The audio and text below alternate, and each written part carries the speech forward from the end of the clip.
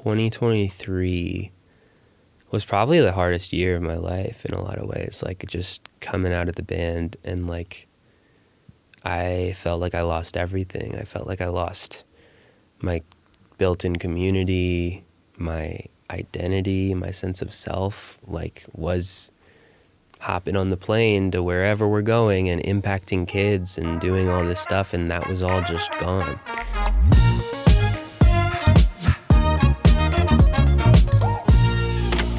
Hello, Yes. beautiful human. I'm Zach, that's Dan. And we welcome to the studio a human being who has a bunch of new music out, a bunch of solo music out, and a human being who has never been on this couch by himself before. It's true. For the very first time, we welcome Jonah Marais. It's actually pronounced Marais. I knew you were going to butcher that. I love you. You know what? That's terrible. It's okay. Because we literally listened. You got to understand. We listened to so many other people pronounce it before you came in. Everyone does it wrong, so you're not alone. It's not like you are... Well, yeah, you're good. to be fair, we should put it up on the screen because it is spelt very uniquely. And there is a silent S. There is. Like, that is... And the AI, everyone thinks Marais. I always thought Yes. I always said Marais my whole Yeah, life. that's the most common one. So you got closer than most people. Well, we have nothing but time to talk just about you. So could you tell me the origins of your last name? Because I genuinely would like to know. So, fun fact, Marais is actually my middle name. And I've always gone by that for music stuff. Since basically... Grand Marais, Minnesota is like a northern town on Lake Superior, little vacation spot for people in the Twin Cities. And Beautiful. so my parents would always go up there on vacation every summer. And then they had to miss that vacation because my mom went into labor with me. And so they were like, let's name him after this beautiful place we've always gone. That's really special. My dad's a singer and would invite me up on stage sometimes when I was younger, and he would always introduce me as Jonah Marais. So I just kind of ran with that, and it's been my name. Jonah Marais. Jonah Marais. For the first time here alone. Yes. How does it feel? It feels, I have moments of really missing it, and then I have moments of like feeling empowered because it is just... It's me and my story, and I get to really sit here and talk with you, just me now. And that's a beautiful thing, but it also, like, I miss those guys a lot sometimes. So, yeah.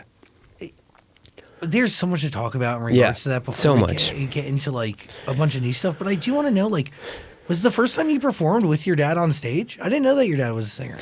Yeah. It probably was. I can't, like, pinpoint the exact moment, but I mean, since I was a baby, my dad was like singing in the car rides with me, teaching us songs. We'd always like, I remember one family vacation, all of us kind of sang, and we were road tripping out to Colorado, and our family was a little tight on money at the time, and we learned a few songs on the way out there, and then my dad set up on like the corner in Aspen, Colorado, and we all sang there as a family.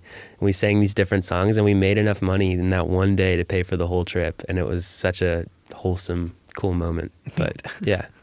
Interesting. Yeah. I never thought I was going to do it, even then, though. Like, I was still convinced I was going to be like a professional baseball player or like, go a different route. And so it was really when I kind of escaped to music in 2014. My mom got breast cancer, and she's totally fine now. But at the time, it was like pretty hard, and to come home and see my mom like, lost all her hair. She was kind of skinny, like just in bed, like frail. Like I didn't know how to process that as a 15-year-old, and so I think I just went in my room and went online and I found this website, this live streaming website, one of the earliest website. Is it called like younow.com? Yeah, of course. Yeah. Yeah, we've talked about this. Yeah, dude. So me and Corbin was on there too, actually. But that's kind of how I found my community. So you hadn't really sang previous outside of just singing with your family. Yeah, exactly. It was just in my room.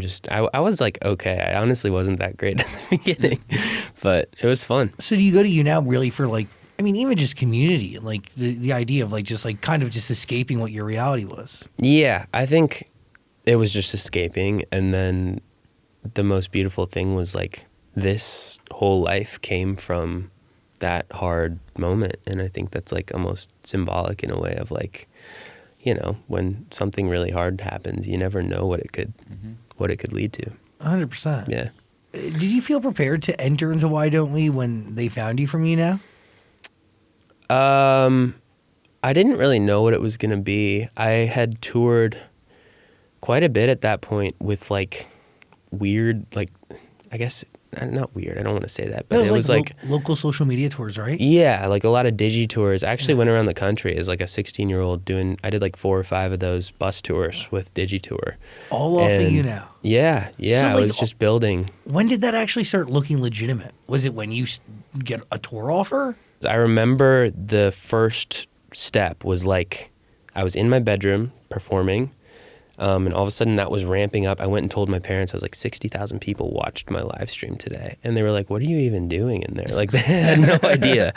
And then a couple months after that, I was reached out to by something called DigiFest that was coming to the state fairgrounds.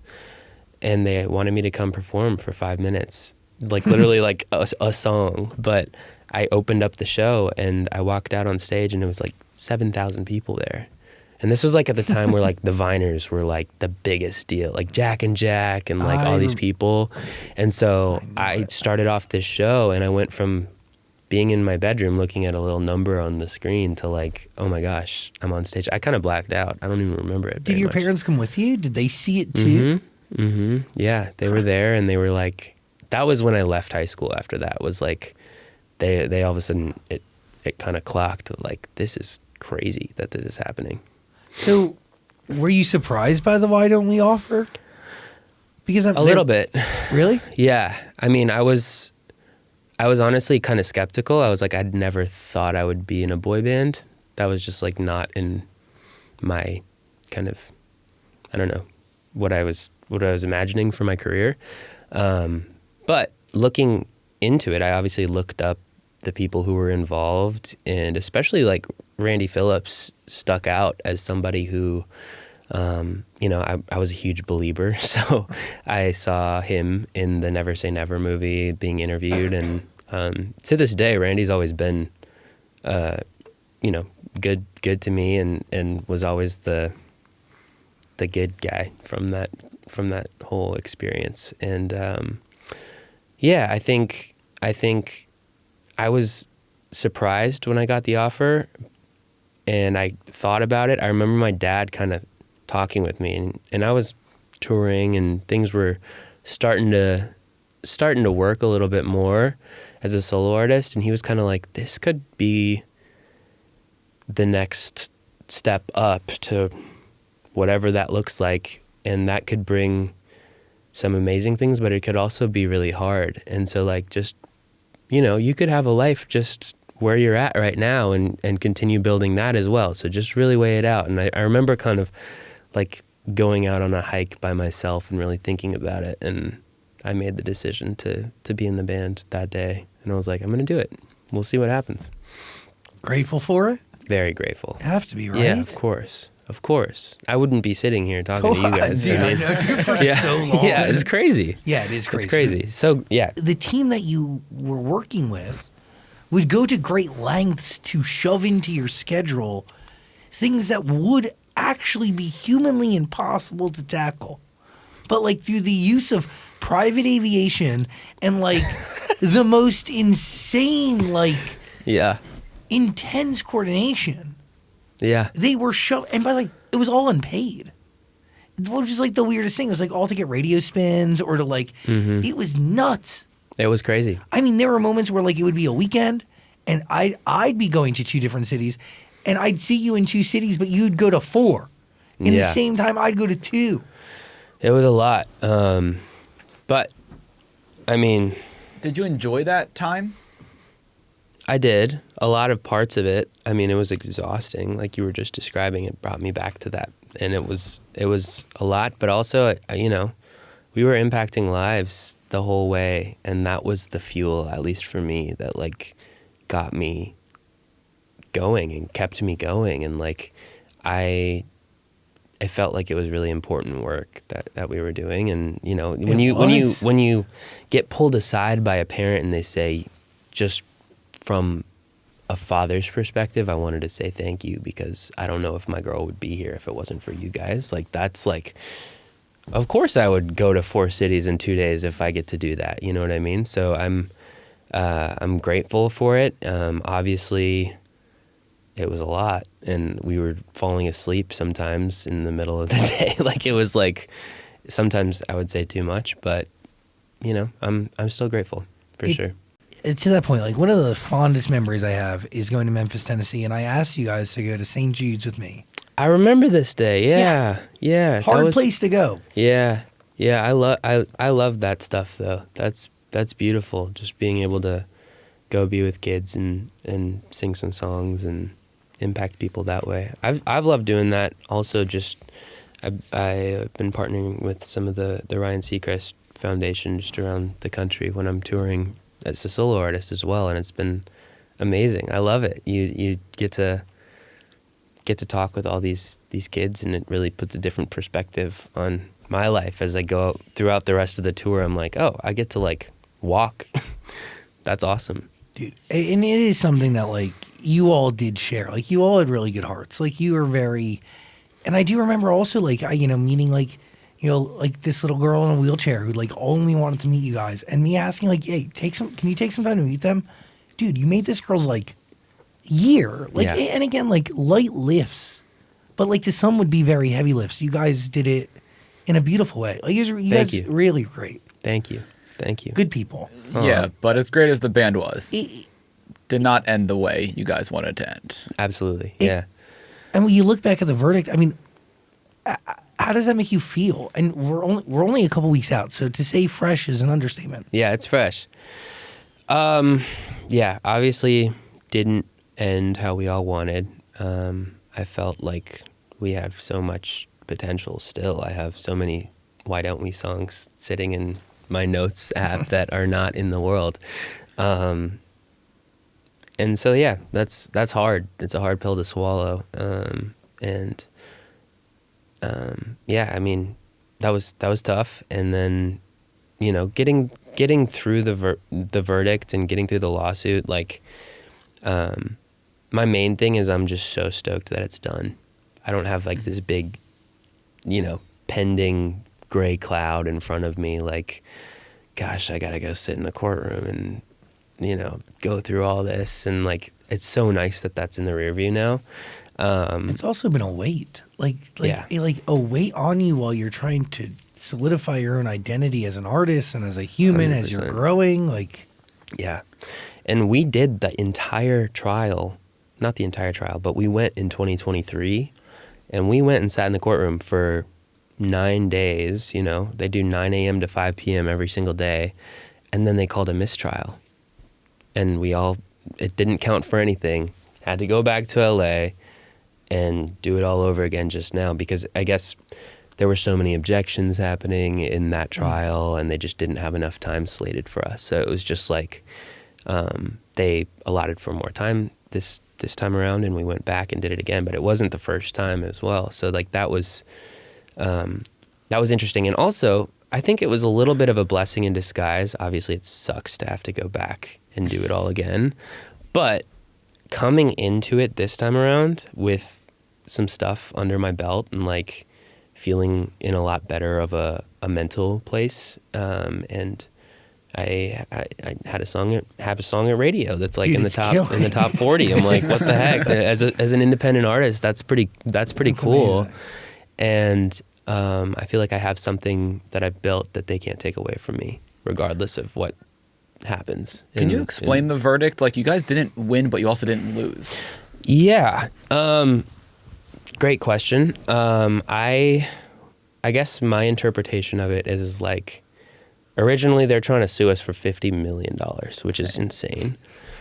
It's insane. That's great. The idea that I had, I do not have anywhere close to 1/50th of that. Like, there's no, like, of course. I gotta say, like, I watched the whole thing. Yeah.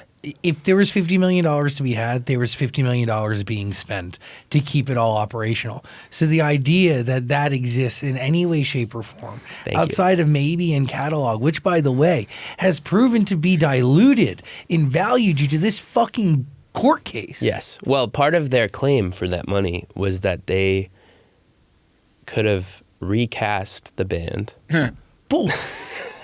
with 5 other kids and had them sing all our songs, and they would have made that. And Because that would have worked. But to validate that would be to purely invalidate the identity and personality in like the heartbeat that has kept the band operational. Yeah. And like this idea that like there's even a proven track record for that to be successful doesn't exist in cultural history ever.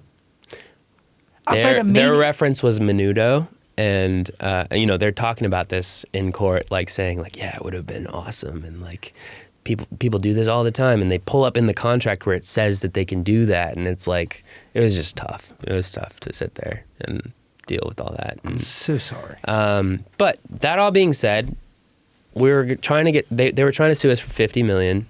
The jury found us liable for $4 total between all of us. Did you pay your $1? I literally Apple cashed the guy $1. Here you go, buddy.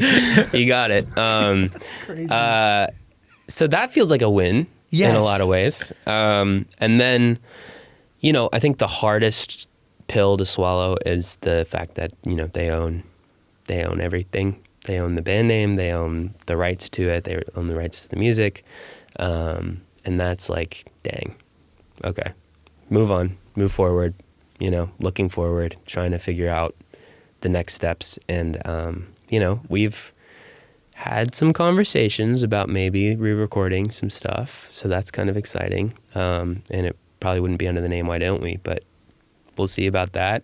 Even had a little bit of a conversation about a reunion type thing. Cool. So we'll see. But there's hope for sure. It's not like, we can still perform the songs. But just not under the name Why Don't We? Correct. You guys don't deserve what you went through. Thanks. And a part of me like kicks myself in the ass. I didn't realize that anybody behind this were pieces of shit. But to be fair, I wasn't really privy to the guy. And by the way, for sake of transparency, I was they like took emails in our interview as a part of the lawsuit, and I got served. And this has been going on in your life for years. Like, I think about the day I got served. That's 2 apartments ago. What the fuck? Like, same. That was. It's so nuts. 3 houses. Yeah, I'm like, what? I remember forever. It was December 27th. It's it's just it's been a burden in your life, and for it to have any sort of closure is a blessing. It is. But I'm sure you thought a lot about how this would end. Is this the outcome you were expecting, or is this a surprise? It wasn't the outcome that I was hoping for. I imagined us all, celebrating, saying, "Oh my gosh, we finally get to own everything," But that, it's fine. Yeah. It doesn't always work out how you hope for, and it's not. It definitely could be worse. So I'm glad to be past it, looking forward, I mean, next year we're going to have the 10-year anniversary of the beginning of the band. Whoa. So I'm like, if there's ever a time to like do something, it could be on the 10-year. By the way, things don't happen to you, they happen for you. And like, people need identity. And a part of who you are as a being, no matter what group you're in, is lost. Especially when you are doing it at such formidable time in your life. Yeah. Do you get what I'm saying? Like, so much of who you are becomes, 1, the people around you because you are the company you keep. But 2, like, you have this different sense of self as it's a unit. So you have catching up to do as a human being. Absolutely. Or you had it. Yeah. I really struggled with that, I would say. I think 2023 was probably the hardest year of my life in a lot of ways. Like, just coming out of the band, and like, I felt like I lost everything. I felt like I lost my built-in community, my identity, my sense of self, like, was hopping on the plane to wherever we're going and impacting kids and doing all this stuff, and that was all just gone.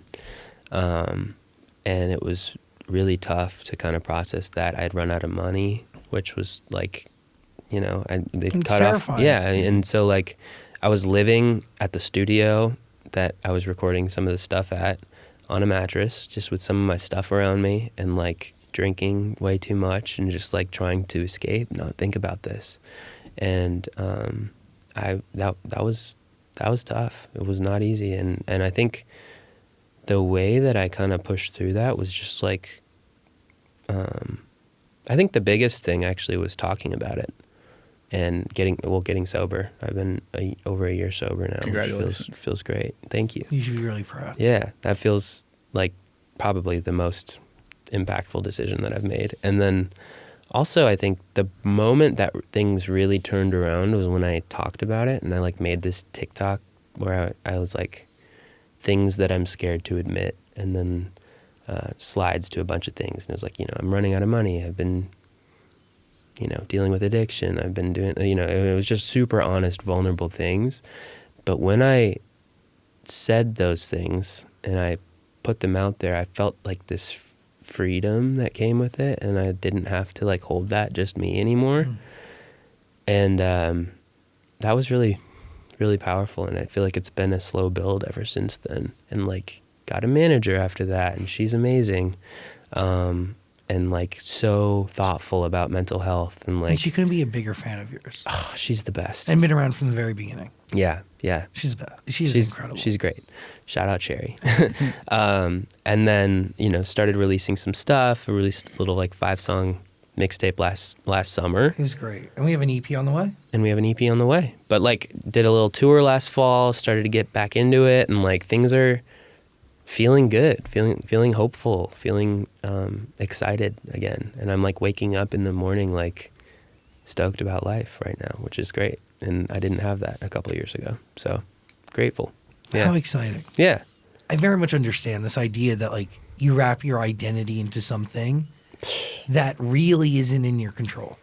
Absolutely. We had a radio show for 10 years at the last place that we worked at, and they took it away from us abruptly. And my world was shattered. I would drive around at 7 o'clock every night, not know who I was. You know, I lost who I was. Yeah. And it's true. It wasn't until admitting that and talking about it, you find some sort of peace by just like speaking it into existence somewhere. It's true. And it frees up space for different things to come in, more positive things to come in. And I think vulnerability is the key to connection.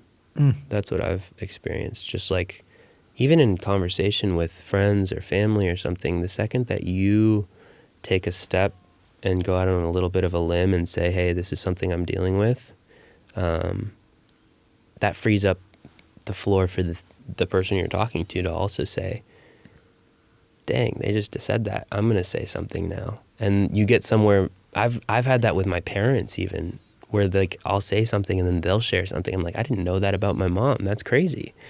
And I've known her my whole life. Like that, I think I'd just encourage anybody to like take some steps in that direction. It's cool. Well, take the vulnerable step. Take the step that like makes you a little nervous. Yeah. I mean, that's what you're asking your fans to do right now, right? Yes. So thank you for bringing that up. It's literally in the last like 2 days, I had this idea. I have this new song coming out called Better Place. It's really good. It feels just so special, and like the first release that I've ever had that doesn't feel about me at all. It's like, oh, this is way bigger than just me, and I'm doing my part in bringing it into the world. But like, it's mental health. It's talking about exactly what we're talking about, being vulnerable, encouraging people to share. And basically, a couple days ago, I had this realization of like the key turning point in my journey was sharing. And I was like, I want to invite fans to also have that experience. And so I put out to people, I was like, I would encourage you guys just to like snap or write on a piece of paper something you've been holding, maybe a secret, maybe something heavy that's been hard for you, and write it down, take a picture of that, and then send it into this email, anonymous@jonah-marais.com. And I'll put them out there, and then no one's going to know it's you. But the amount, I mean, hundreds and hundreds have come in the last 2 days, and I shared some of the first ones today, and it's like crazy because like my whole comment section, hundreds of comments saying, to the person that's dealing with this, I'm dealing with that too. That's crazy that like, and it's like bringing people together in this beautiful way that like, I feel like of my entire career, this is like the most important thing I've ever done. It's crazy. Yeah. To be seen and feel seen is actual strength. Yeah. And like art does that. It right? does. Music does that. It brings mutual understanding. Mm-hmm. So Mm-hmm. where are you actually, what space are you in when you write Better Place? Is it around when you post that TikTok, or when does that come in the cycle of all this thing? It's good. Good question. So Better Place, I worked with Ryan Lewis. Yeah, icon. Yeah, I mean, I grew up listening to Ryan. Who did it? Do you have an ear? Macklemore. Like, did you hear? Did you exist in the world? He's amazing. Heard of the thrift shop? And yeah, exactly. So like coming out of Why Don't We, I was kind of freaking out, and I hit up my buddy who did some videos for us, Jason Koenig, who He's great too. amazing music video director. And he is connected to Ryan because that's kind of how he got his start in the music industry. And then worked with some other people, ended up working with Ed Sheeran, did like the Shape of You music video, did Perfect, did all this crazy stuff. And then Ed wrote some Why Don't We songs and asked Jason to do the video. So that's kind of how it all tied together. But Jason loves baseball. I love baseball. We got into some crazy, big, deep life talks, and I would call him when I was struggling with my fourth city in 2 days and not knowing what my life was. And I would call Jason sometimes. And basically when the band was coming to an end, I called him and I was like, I don't know what to do. And he was just like, I just feel like you and Ryan would click. You should come in, meet him. And I did. And it was awesome. We made a cool thing the first time. And then the second session I ever did with him, he was like, I want to do everything with you. Like, let's work on stuff. And so that was the beginning of this whole solo endeavor. And Better Place was a song. He had this concept. If I could, I would. I'd make this world a better place. And so it's kind of been around this entire time. And I've known about it, but I never, like, I just knew it was this massive kind of grandiose idea. And I never felt like it was time to write it quite yet.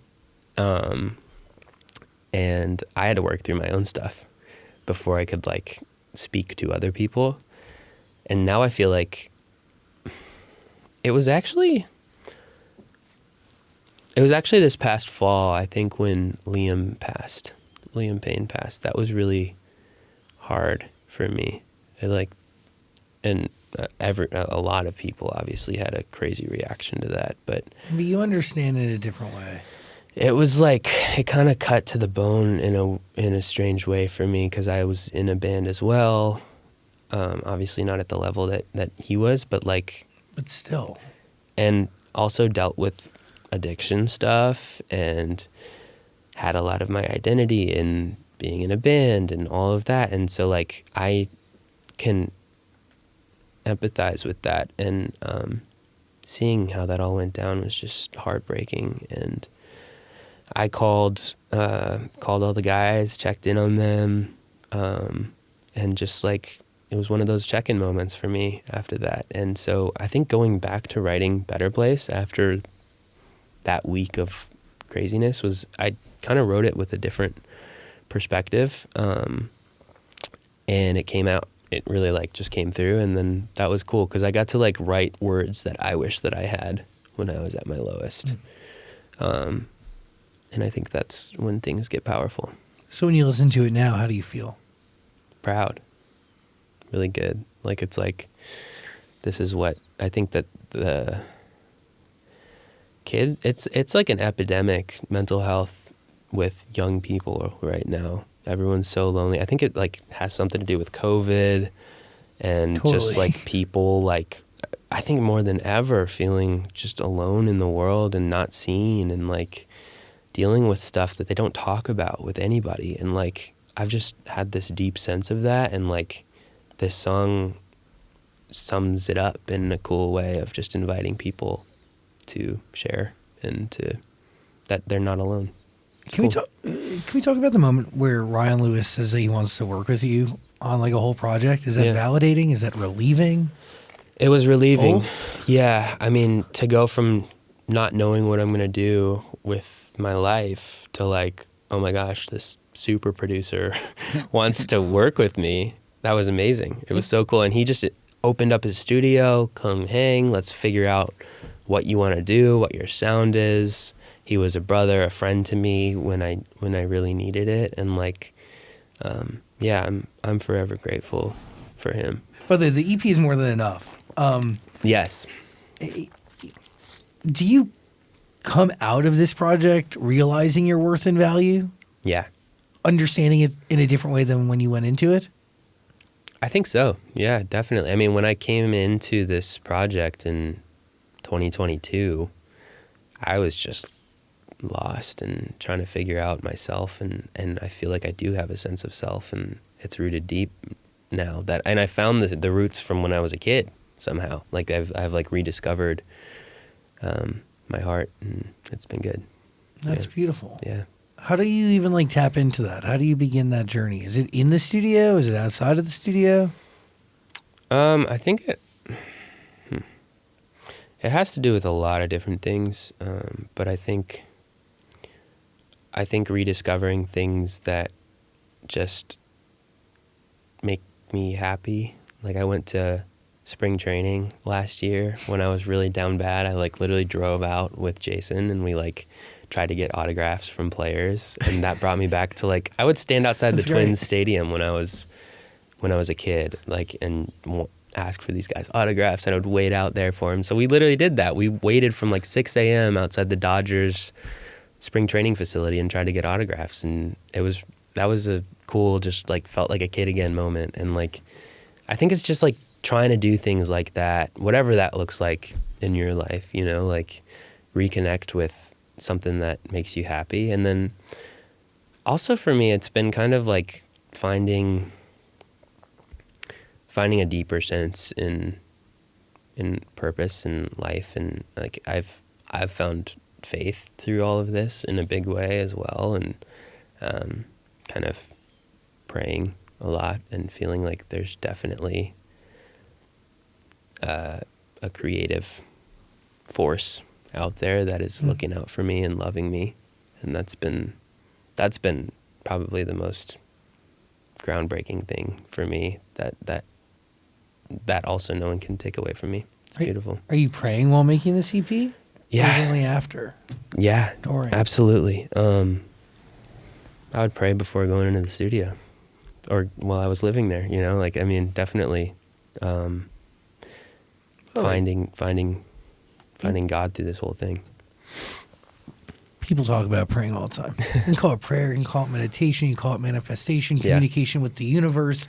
However you slice it, it really is all praying. It's tough because I want to talk about this because it's my journey and it's who I am and it's what's really helped me, and like it's given me the most peace over anything else in my life is finding my faith and finding the ability to pray and feeling the love from God. But that being said, anytime anyone brings up faith and like religion and this whole thing, it almost like I don't want to be that like preachy guy that's like, and you have to believe this too, and like, you know, all of a sudden I'm a evangelist, and like there's so much hurt that's happened in the world because of that. And I know people have baggage, and I know people are like, they instantly go into their like, uh-oh, this guy's gonna tell me about this, and I'm like, I don't ever want to be that guy. But at the same time, I'm like, it's helped me. So I'm like, I try to like toe that line a little bit. Who is that guy to you? Who got you involved? Who got me involved? Who reminded you that God was there?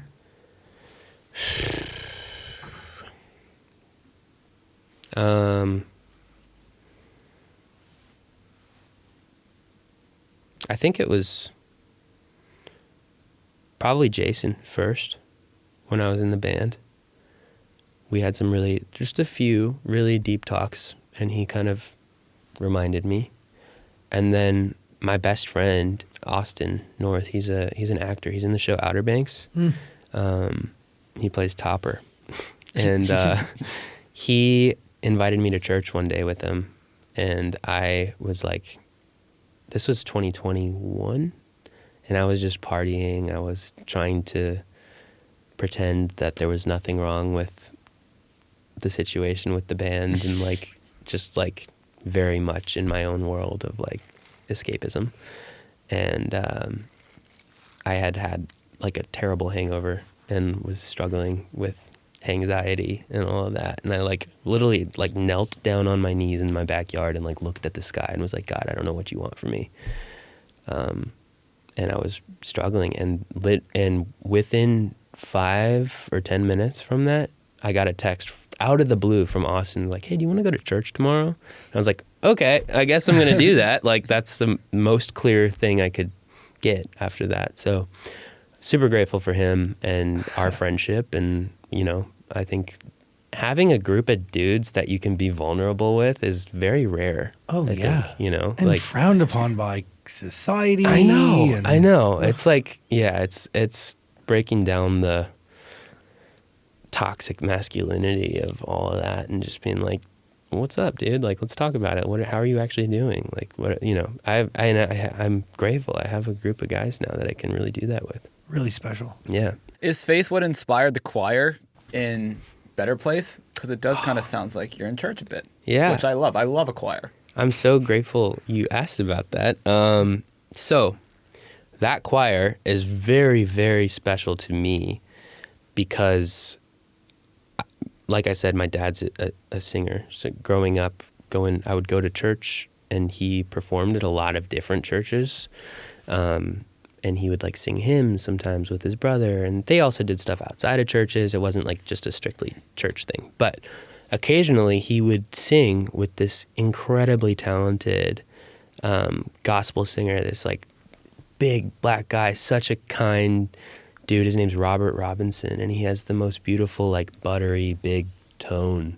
And I have always just admired him, and so I flew to Minnesota with Ryan, and we recorded him. Wait, that's and his choir on this song. Wait, that's so cool. And my dad got to be in the session with us, but also, and it like, was just like, it was awesome. Only something Ryan Lewis would want to do, right? Yeah. Like, because in all the world you go, like, let's save the most money doing this. Yeah. Use AI, use a computer. Yeah.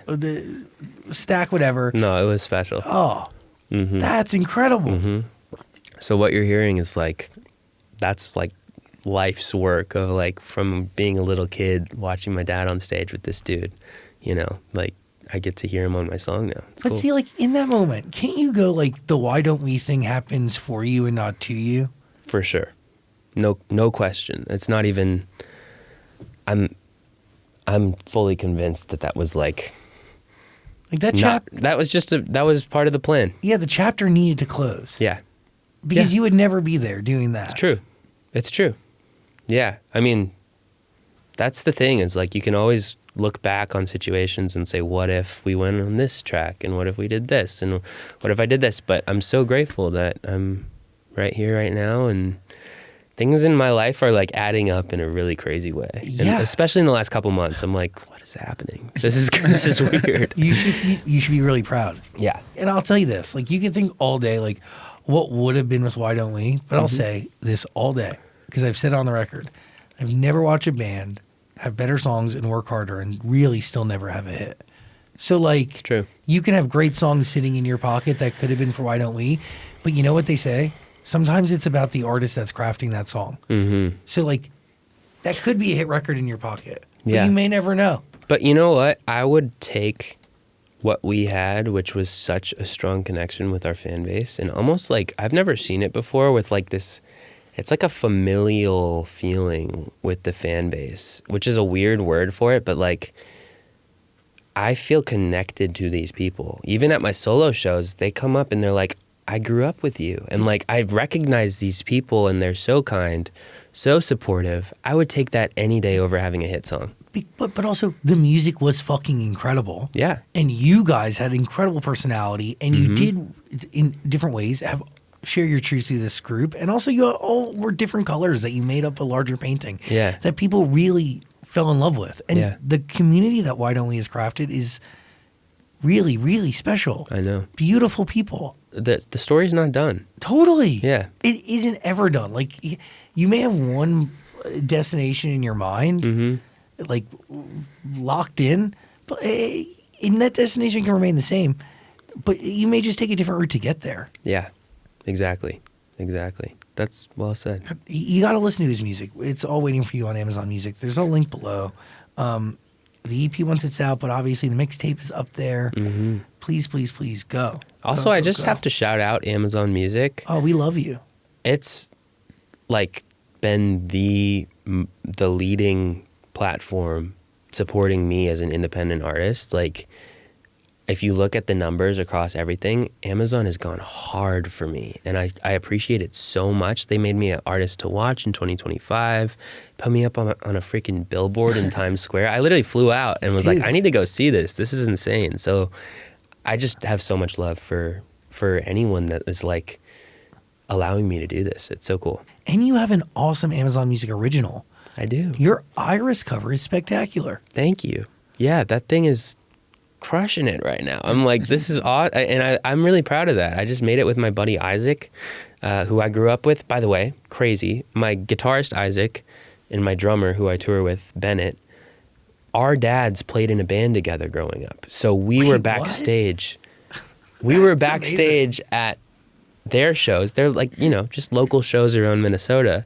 But we were like there watching our dads do it. And so for him to come out to LA and be working on this Iris cover with me, and we're on stages across the world now doing this, it's all just one big painting that's filling itself in. It's pretty cool. Things are falling into the right place. Yeah. How'd you land on the Iris cover? I just love those lyrics. I think that's like one of the lyrically best written songs, and can really speak to people. And I thought it felt great for my vocal range, and like just sounded cool when we did like a little version in the room on guitar. It was like, oh, this will work. Let's do it. So that's kind of how it came. And then it's been fun to see. I mean, we're at like over 4 million streams on it right now. I'm like, dang, this is sick. It's awesome. So that's fun. The Goo Goo Dolls are coming by in a few weeks. Should we play it for them? Please. That would be really cool. Will you remind? Yeah. That would be awesome. Dan will make a note of it. Okay. I love the Goo Goo Dolls. We do love the Goo Goo Dolls. I love them. What are you thinking? Did Ryan Lewis do Twisted Lullaby? Yeah. What was it like writing that song? Because, I mean, obviously you're mentioning all your bandmates by name. Mm-hmm. You can't play instruments like Dan. Can't sing like Jack. You wish you can. Can't dress like Corbin. Can't even dance. And we both know Zach was the face of the band. Maybe I really am just over my head. Yeah. Did you believe that? At the time, yeah. I mean, that song was basically, I came in, I hadn't been sleeping well. I was like really like kind of just worried about the future of what my life was. And I came into the studio, and Ryan and Jason were just kind of like, what's going on, dude? Like, what are you actually thinking about? And I was just talking about some of those insecurities and vulnerabilities. And Jason was like, what if we wrote a song that like said to the T exactly what you're feeling right now? Like, what is that? What does that look like? And I just wrote that first verse within like 2 minutes. It was just like, here's what my brain is thinking. And I didn't think it was going to come out even. I thought it was just kind of like an exercise. But then singing it back, I was like, that sounds pretty good. And I thought it was cool to start off my whole solo thing with like just kind of getting that out of the way. Like, this is where I'm at, this is what I'm thinking about, just say it like it is. And that was a low point. That was definitely like, I was struggling with drinking and all of the things, like that was hard. And so I look back on that, it's like it marks a place in time for me. And I don't think like that anymore. Like, I don't have those thoughts. That was like a version of me that thought that, but yeah. You lean in, you move on, and like writing it out and even releasing it, like it does help you kind of like come into yourself. Yeah, I'm proud of it. Did you get the guy's approval before putting it out? Yeah. Okay. I hit them up. I told them, and they liked it. You know, like it's not like talking crap about them. No, you're not saying anything I'm, like, negative. Building them up. Yeah. I'm talking crap about me. Yeah. You guys are all great. I'm not. How do you feel about being independent? It's comfortable to go and take a big check from a big company. But I think because I didn't do that, it's proving to be like more stable. Like I don't have to have like, we've spent $1.4 million on this project so far, so if this next album doesn't sell this amount of units, you got to be worried. Like that kind of thing is very, very real. And I don't have that. It's literally like whatever money's coming in, I can take a part of that, put it back in. I can record a song tonight and put it out. Like I literally am like, it's just me, my manager Sherry, and whatever we want to do. You know what I mean? Like it's not, I'm not relying on a whole bunch of people.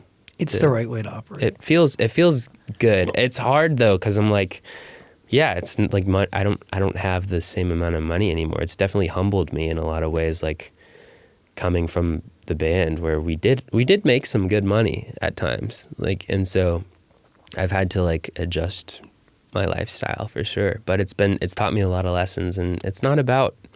I'm happier now than I was when I had 6 figures in the bank. You know what I mean? Like. It's all good. The truth is, though, like once you build this, yeah, it is building now. It is active. It is real. Mm-hmm. Also, you have a song at radio. They pay the highest royalties over anybody. So those always come a year late.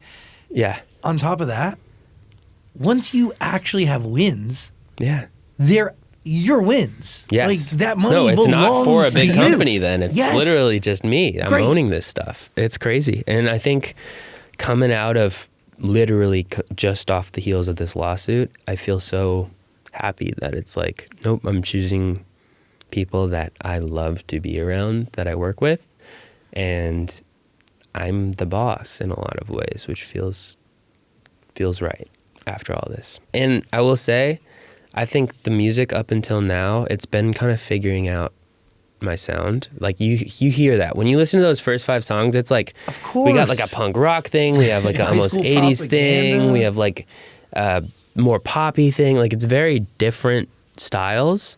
But I will say it's like kind of just been chipping away and like figuring out like, no, this is more sounding like me. This is more sounding, and I think we've got it a little more nailed down on this next project, and I'm like, I love this stuff. Like I'm so excited about the next stuff. It is a process. It is. Like you can't just walk into it and be like, this is my sound. Otherwise it's like you're taking something that's not you and you're just like, this is me now, and like that doesn't work either. So I'm figuring it out. Would you be releasing music today if you never got sober? Probably not. Yeah. That was such a big decision. I don't know. I was not doing well, and I remember the day that I decided. It was basically I'd gone to a bar the night before, and I just remember being at the bar drinking, and I don't really remember anything else. And I woke up in my bathroom in my apartment, and there was blood around me. And the faucet of my bathtub was like knocked off of the wall. And I'd like fallen, I guess, and like cut myself from the faucet or something. Like I literally had no idea. And I was like, this could be bad. Like I could die. Like that was, and I was like kind of crying, like what is going on? And I remember calling my mom, and she was like, like she knew something was up, and I was just like, I broke down to her and I told her everything, and I flew home that day, and I haven't drank since. But that was like the moment where it was, okay, it's time. Terribly frightening, but deeply vital. Mm-hmm. Mm-hmm. You know, having that moment, but then being able to stick to that commitment takes a lot of strength. Yeah. I mean, it's interesting. My whole life, whenever I've like decided something, it's that. For me, I still like to go out. I'll go to a bar, I'll go to a club, I'll like later on today. I know this is probably airing not today, but I'm going to meet up with my friend Eben, who you know. Yeah, Hey, of course. Eben. He DJs. Yeah, he's DJing at a bar, like an outdoor bar in Venice. It's called Waterfront, and he did a little like remix of Slow Motion. And so I was like, we should celebrate that. So it's like, I still love to go to these places. It's just not on the table anymore for me to have a drink. Like it's not like I can't be around it, but it's just not an option for me. Have you found yourself replacing it with anything? I think I've been putting that same energy of searching for something into faith. Like that's been like, I've literally been like poring over the word and like understanding stories and like praying and like really like giving, because I feel like what that really is trying to escape or trying to find what I'm missing or some, like there's like some deep rooted stuff there, and I've been searching for that in more positive ways, I think. And yeah, I think, yeah, I also think I definitely have a caffeine addiction now. Like I've always loved coffee, but it's like I have 4 shots in my latte in the morning, and you know, it's like I should probably reel back on that a little bit, but addictive personality, I guess. You know what? It's better than that than Yeah, exactly. like wondering if you're going to stumble home and hurt yourself. Yeah, it is a lot better. Have you connected with Daniel over sobriety? Not really. Is he sober as well? He is sober. We haven't had that many talks about it though. Like I think, I don't know where he's at with it actually. I think he is sober. Yeah. But we haven't talked about it. He came to my 1 year sober. I did like a little like bowling alley party. I should have invited you guys. Sorry. It's okay. But yeah, he came to that and was very supportive, and but yeah, we haven't like had any just one-on-one conversations about it. It's good to celebrate those moments. Yeah. I was going to ask, you dated Rebecca Black? Yeah. Total sidebar. Like, that's just like the real, like, let's just shoehorn that one in. That was What? 2015. Yeah. We toured together on one of the Digi tours. Wow. Because she was on there, I was on there, and we spent time together, and she was really, really kind. She was like really, and I also think she's so talented. Yeah. Yeah. And she's like, I love her whole new vibe. She's crushing it. She's like found her identity, I feel like, and it's cool. But I mean, I haven't talked to her in a long time. Well, you're also currently in a relationship with a musician too. I am. She plays an incredible guitar. Yeah, and she's an amazing songwriter and singer, and like, yeah, I'm in love. We're talking about Zia. Mm-hmm. Zia Victoria. Yeah, Has she influenced the music at all? for sure. I'm always like, the more and more that I've been writing,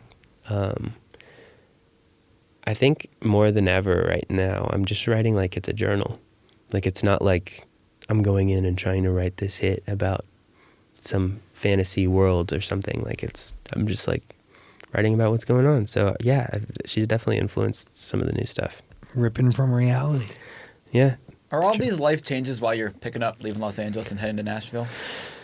Yeah, that was a really interesting decision that I made it was actually kind of in September. I was out on my first headline solo run. I was going around the country, and it dawned on me. I'm like, I haven't been in LA now in over like a month and a half, 2 months, and there isn't as much tying me to the city as there was Get out. before. Who needs it? That being said, I've been here for 8.5 years. I'm like, I grew up in this city in a lot of ways. The band stuff happened here. I'm kind of ready for that next thing and next new beginning, whatever that is. And I started feeling that in September, and I am just excited about walking into the unknown. It's exciting, and also like it's a great city to create in. And I'm thinking also just along the lines, not that I'm like ready to start a family right now, but like down the line, I'm thinking about like where do I want to raise kids? Where do I want to have a family? Where do I want to like make these next big steps in my life? And I don't think LA is that place. I think that LA is a beautiful place to be young and connecting, and people move here because they have a dream, and it's like this young, like it's this energy you can't deny. But I do think Nashville is a little bit of a different culture. It's like more community based, more like the storytelling and the songwriting is really inspiring to me there. Already, like I'm really close with Kelsey Ballerini, and she's based there, and I'm like, she's like, yeah, park your car at my place before, like when you drive here, like just park it here for the next few months and whatever. And then she's like, I gotta introduce you to my producer, like they're awesome, like be awesome. Like it was just, it's a camaraderie, it's like and a collaborative, come, let's help each other kind of thing. And I don't get that as much in LA. You're going out on tour soon, right? I am. If you perform 8 letters, do your ex-managers get paid? No, it's considered a cover of the song unless, I mean, I think they might. Maybe somebody in my ear could tell me, because it is like you performing it. But if I was to perform it, it'd be considered a cover, so they wouldn't get paid. Because I know you were performing it, right? I just don't know how any of that works. Like, can you can perform 8 letters on your solo tour? I can, yeah. And do you yes, I'm definitely going to perform that. That's one of my favorite songs to perform. I love that song. Yeah, it's my favorite song we ever did, by the way. It's the most popular. It's basic to say that, but I freaking love that song. It's amazing. Awesome. It's fantastic. I can sing the whole thing. Yeah. Should I? Yeah, go for it. No. Talk's great too. No, I think Lotus Inn might be one of my top Why Don't We songs. Thank you. You guys have great songs, but you also have great songs on your own. Yeah, and that's what's fucking exciting. Yes, but I'm not the kind of person that's like, no, why don't we suck? Pay attention to my stuff. Like, you know what I mean? Like, no, like I'm so proud of that stuff. We did so much cool things, and we built something that I'm like, we did that. That is so cool that I was 1/5 of that magic. And I'm forever proud of that. I'm going to sing Why Don't We songs for the rest of my life. I'm so proud of that. And whether, maybe some of the other guys too, we'll all get together and do it. That'd be awesome.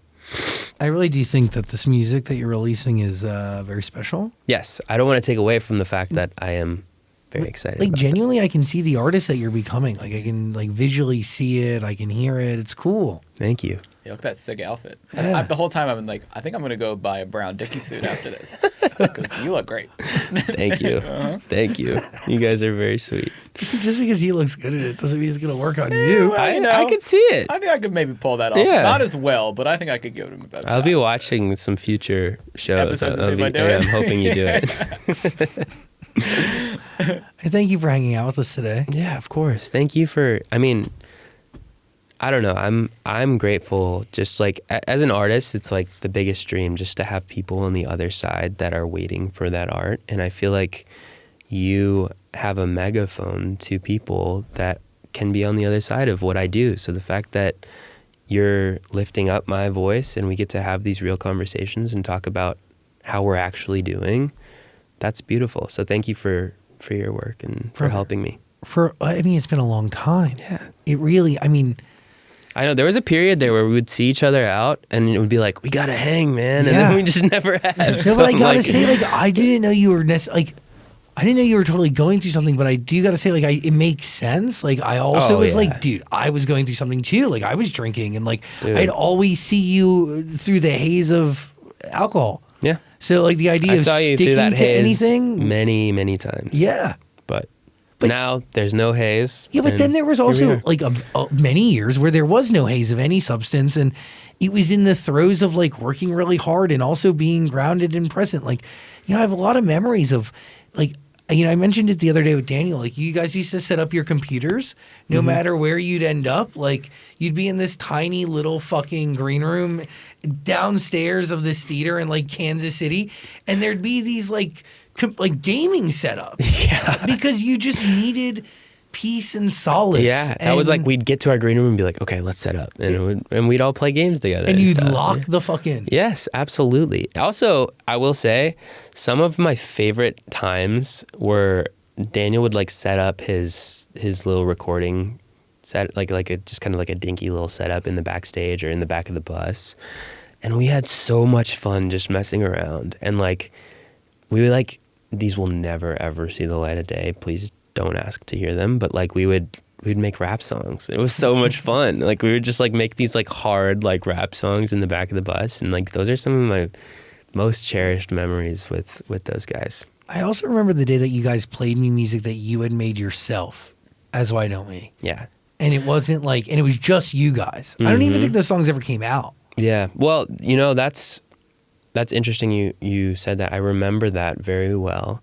That was in the era that like nobody around us was giving us any Credit. Yeah, and so I'm sure you felt the energy of like the five of us being like, Zach, come to the car. Like, we're gonna play you some stuff. And it was like, do you like this? Do you like this? Isn't this cool? Like, it was very like, give us validation, please, because we're doing. Yeah, I mean, it was great, and it was you and Daniel really leading that back. It was, and Corbin helped Yes. a lot too. But it was, yeah. We were working a lot together. It was fun. And now you're in a better place. Ding, ding, ding. Boom. That was good. Nice. That was awesome. The record is waiting for you. There's a link below. Amazon Music. Yes. Listen to it. Plus, if you want to see our friend Jonah on tour, you can. Yes, I'm going to Europe in April. Sick. I'm doing a headline run in Europe, which is insane to even say. And then I'm coming back and I'm opening for my friends Nightly. Nice. They're an amazing band. And full circle, like, so basically when the band was coming to an end in 2022, I did a little trip to Vegas with Nicole, my friend, and she was our product manager at Atlantic. We became like besties. We went to Vegas together, and Jess was there as well from Atlantic. She's amazing. And so that the three of us had this little like getaway trip to not think about this, that it was happening. And we were sitting by the pool in Vegas, and the song comes on, and it was such a vibe by the pool. And it was a Nightly song, and I didn't know them at all. I just Shazammed it and was like, this is so sick. And Nicole was like, yeah, Nightly's dope. Like, you should hit them up. And so I DM'd them, and they responded. And like literally 2 days later, I flew to Nashville because I just had nothing else to do. So I like flew to Nashville, and I met with them, and we ended up writing a couple songs together. And that's then great. Full circle moment, like they invited me to come on the road with them. So I'm stoked about that. Will those songs come out?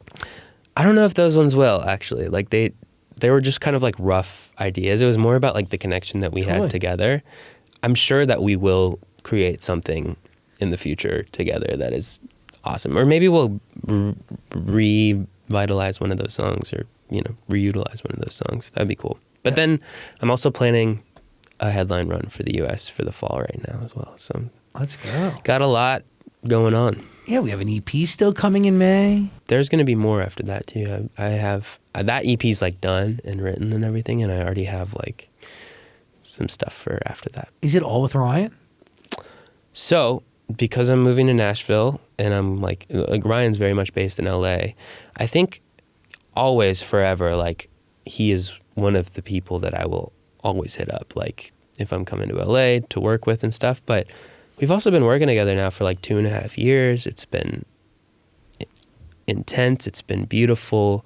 We've created something, but I am at the point where I'm like, I would love to work with some other people too. And, just expand. And I love what we've created, but I think it'll also be interesting to just like go to Nashville and see what happens there with some producers, or come back to LA and see some other people. But also like every single time I want to hit up Ryan. He's such also like the fun that we have in the studio is like unmatched. Like it's like such a goofy, fun vibe. And it's like no bad ideas. That's my favorite thing. It's like I never feel crappy throwing something out because we're always throwing out bad ideas and then something lands once in a while. You can only do what you do in a safe space. Yeah, exactly. Wondering, you did ask ChatGPT to roast your Instagram profile, like many people. I forgot. Yes. Yeah, well, it says you peaked in high school. Do you make any changes to your Instagram after you read what they say to you? No, not really. I like that. Confidence. Yeah, I just run with it. It's all good. And AI doesn't know, dude.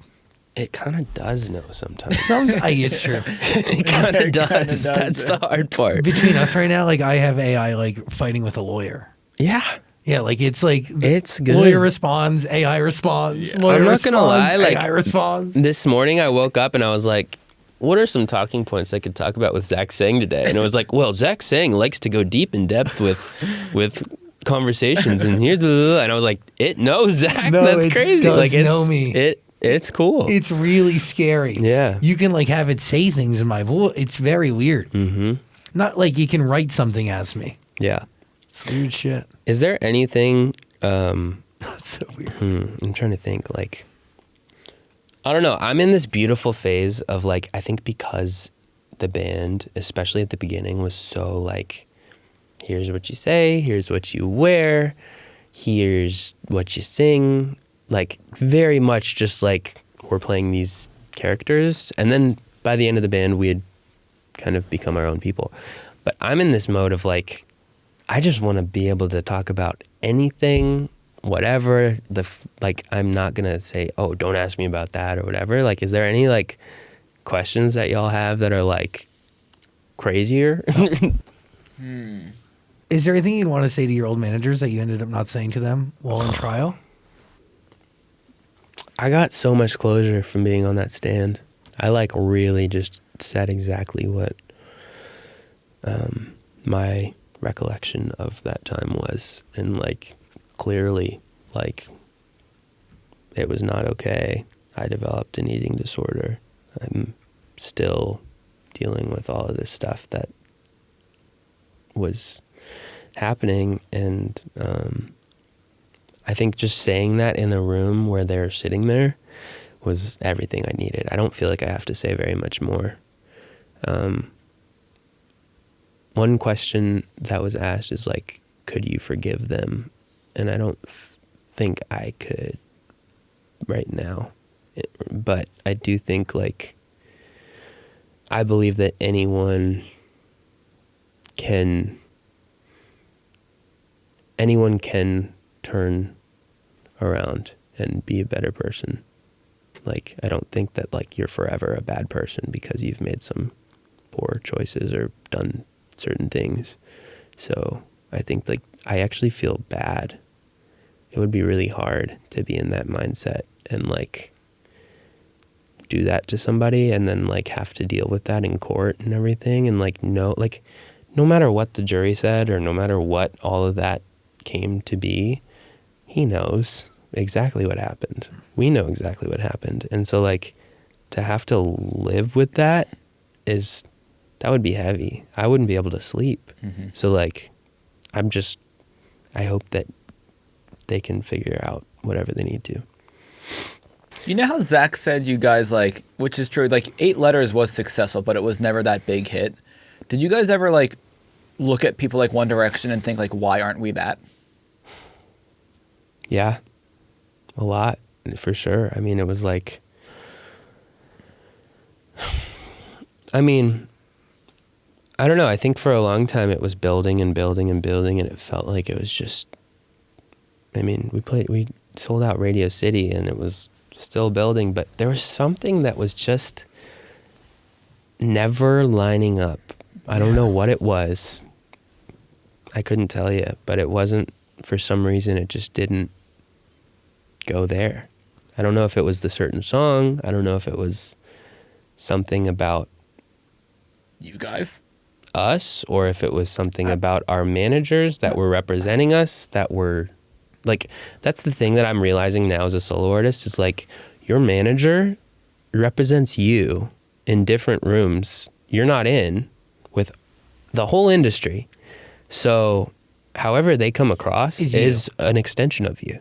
So like, be thoughtful about that, artists. You know, like I do think that could have been something that held us back. I don't know. But also culture was at a very weird place when you guys launched. 2015, right? Mm-hmm. So like, you got to think like One Direction was coming to a close. Yeah. Just a year or two later. Yeah.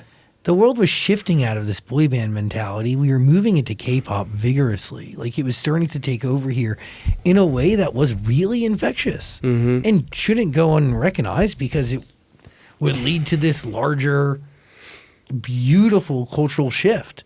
But it was like, it's probably a perfect storm, I think, which is why there was kind of a ceiling.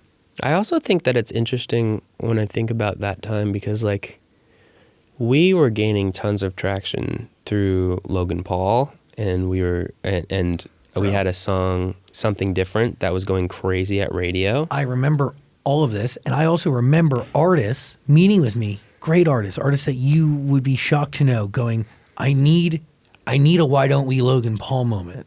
I need this social burst. Yes. And him directing your music video. It was huge. And so we were going like that. And then it was interesting because we went on the Today Show because this was going crazy. They're like, come perform. And someone from our management really loved dancing from back in the day. And ruined it. taught, like, he was very insistent that we do this certain dance and whatnot, and like terrible dancers in general. We should not be dancing. And there's footage of it, and like literally that stuff went viral to the entire K-pop world that was taking off at the time.